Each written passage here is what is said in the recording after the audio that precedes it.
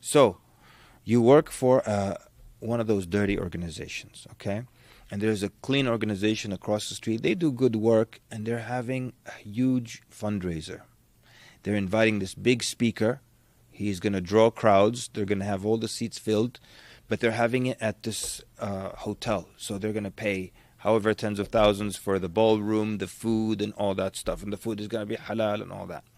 Now you are sitting with your buddies at this dirty organization. You're conniving, you're conspiring, and try to find a way. You want to find a way to destroy that event and make it a failure.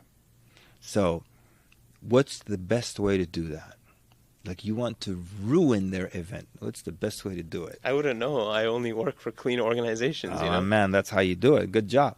So I always ask this question to audiences, and one people are like, "Oh, call that speaker and tell them not to come, that they're bad people," and stuff like that. And I was like, okay, it could work, but he could also call and clarify. And actually, they tried to do that, and they called and clarified, and he's like, "Yeah, no, we're coming, and it's good." He spoke to them and made sure that they were clean. Okay, fine.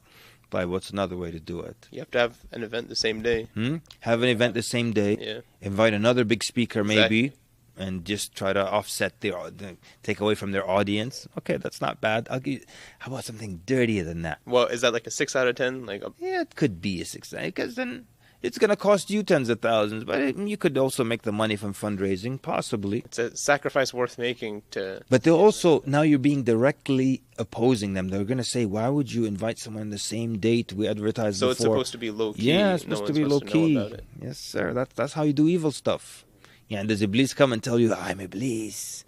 Or he comes at like your own thought, right? So I don't know. You tell all right, me. here's how it's done. First of all, congratulations. Because if you would have said the answer immediately, I would be like, watch out for this guy. You should not know the dirty answer right away.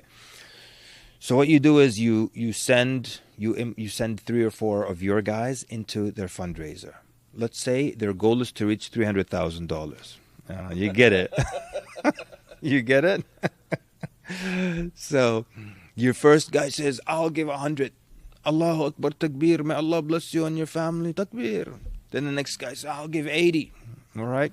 Then the next guy says, "I'll give 60. So now they're trying to reach 300. So in their mind, they're like around 250, 240 right now. So they just have to raise the other 60. And the pledged amount is not always what you receive, right? You get a percentage, a lower percentage.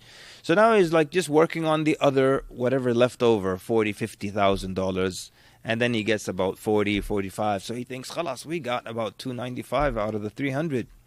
And so when the fundraiser's over, they call, and the guy's like, "Oh, I just had an emergency at work. I'm sorry, but I can't give the 100.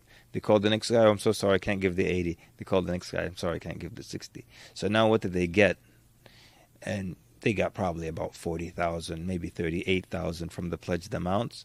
But they had to pay the speaker, they had to pay the event, the caterers, the food, the halal meat. So they really didn't make anything. And that's how you do it.